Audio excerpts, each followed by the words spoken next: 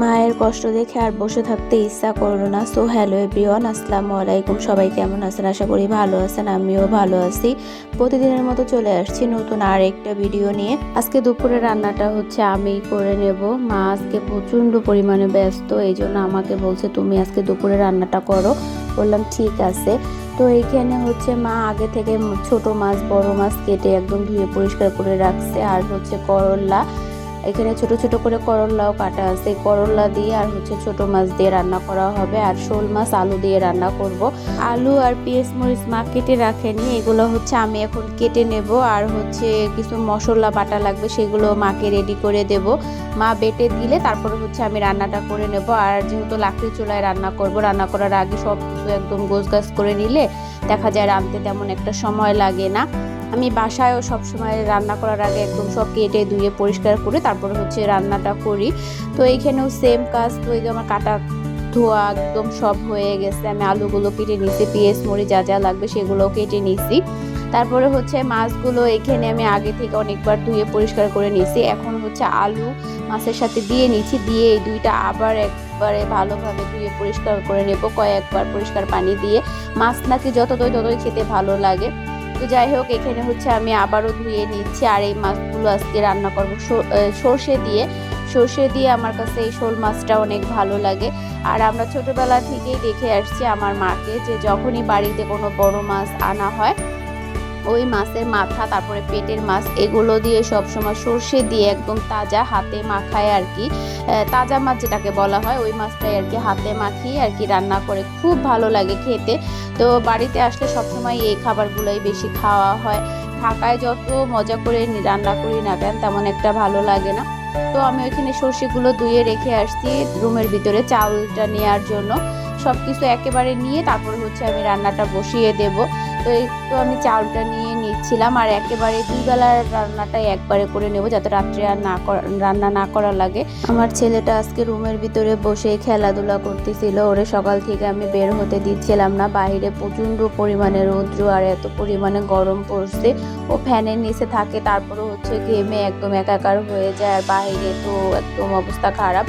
তো এর মধ্যে কারেন্ট চলে গেছে আর ওর খেলার সাথীরাও চলে আসছে, এই জন্য ওদেরকে নিয়ে হচ্ছে বাহিরে যে মাচার উপরে বসিয়ে দিলাম। এখানে একটু বাতাস আসতেছিল, ওদের সাথে খেলতেছিল। তারপর দেখেন খালি গায়ে কিন্তু ঘেমে একদম পানি পড়তেছিল। তো ওদের সাথে আমি কিছুটা সময় কাটানোর পরেও হচ্ছে আমি এখন রান্না করতে চলে আসছি। মা মশলাগুলো বেটে দিয়ে গেছে। আর এখানে হচ্ছে কাঁচামরিচ দিয়ে নিলাম। আর মশলা হচ্ছে সব আর কি মরিচ তারপরে পেঁয়াজ জিরা সর্ষে সব একসাথে মিক্সড করে হচ্ছে মশলাটা মা বেটে দিয়ে গেছে।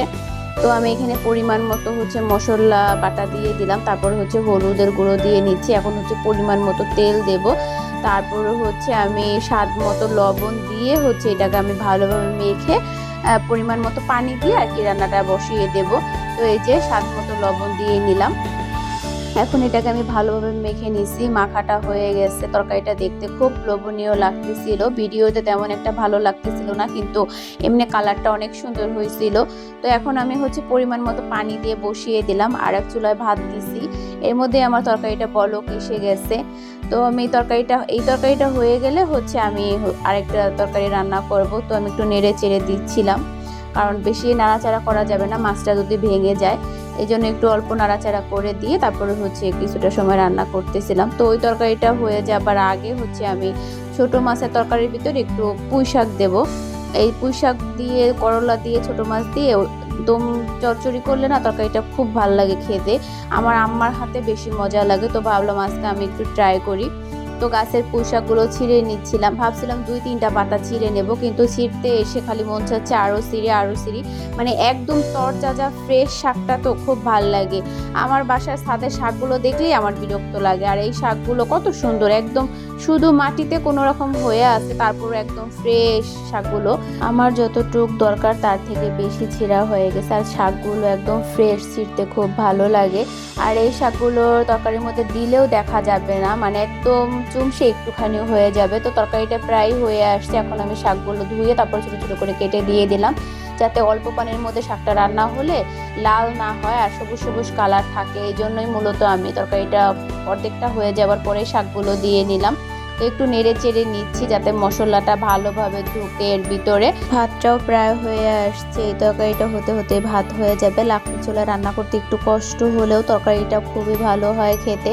তো আমার রান্না বাড়া করা শেষ, এখন আমরা দুপুরের খাবারটা খেতে বসছি। প্রথমে আমি ছোট মাছটা নিয়ে নিলাম, তরকারিটা খুবই মজা হয়েছে খেতে। আর দেখেন শাক দেখাই যাচ্ছিল না, কিন্তু তখন তো মনে হয়েছে কত শাক। এরপরে হচ্ছে আমি মাছ দিয়েও খেয়ে নিচ্ছি। আমি মাছ নিচ্ছি, তারপরে মাথা নিচ্ছি। আমার মাছের মাথাটা খেতে খুবই ভালো লাগে। আমি সবসময় ছোটোবেলার থেকে মাছের মাথাটা পছন্দ করি, আর বাড়িতে আসলেই আমার মাছের মাথাটা বেশি খাওয়া হয়। বাসায় আমি কখনোই মাছের মাথা দিয়ে ভাত খাই না। তো আমি ভাত খাওয়া শেষ করে আবার আরেকটা মাছ নিয়েছি, তরকারিটা অনেক মজা হয়েছিল আর একদম ফ্রেশ তাজা মাছ ছিল।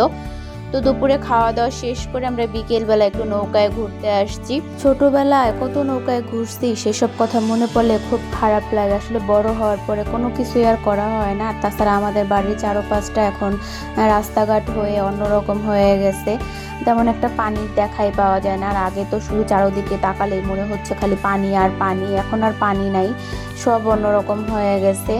বড় হওয়ার সাথে সাথে সব কিছুই পরিবর্তন হয়েছে। তো আমরা নৌকায় ঘুরতেছিলাম, যাদের নৌকা তারাই যে ওরা নৌকা চালাচ্ছিল, আর আমি আর আমার ছেলে বসেছিলাম। আমার ছেলেটা তো খুব ভয় পাচ্ছিল। তো এখন আমরা নেমে যাব, অনেকটা সময় নৌকায় কাটাইছি। আর এখানে হচ্ছে মশা কামড়াচ্ছিল, তাই ভাবলাম আর ঘুরবো না, নেমে যাই। তো নৌকার থেকে নেমে আমি চলে আসছি আমার চাচার বাসায়, মানে চাচাতো ভাইয়ের বাসায়। এখানে আসছি, আমার চাচাতো ভাই আমাকে কিছু দুধ দিয়ে দিবে, গরুর দুধ। ওর যেহেতু খামার আছে, খামারের কিছু দুধ দিবে আমাকে, আমি যেহেতু কালকে চলে যাব এই জন্য। তো দুধগুলো নিয়ে হচ্ছে আমি বাড়িতে এসে দেখি আমার আম্মায় যে খই বাজছে, খই ভাজা শেষ। আমার ছেলে দেখে বলতেছে আমি খাই আমি খাই, তো ও খাচ্ছিল আর আমিও একটু খেয়ে নিলাম। অনেক বছর পরে এই খইগুলো দেখলাম, প্রায় 8 বছর পরে।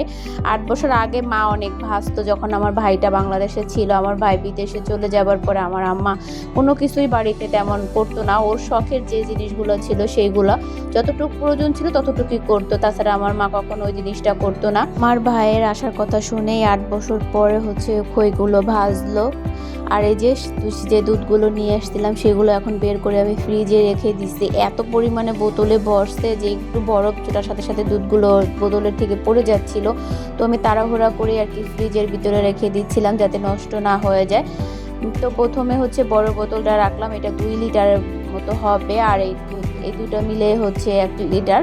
তো এখানে সব মিলে 3 লিটার দুধ দিছে। তো এরপরে আমি এগুলো রেখে আমি একটু খই বেছে বেছে খেয়ে নিচ্ছিলাম। এর ভিতরে হচ্ছে ধান আসছিল, পুরোপুরি ধানটা যায়নি।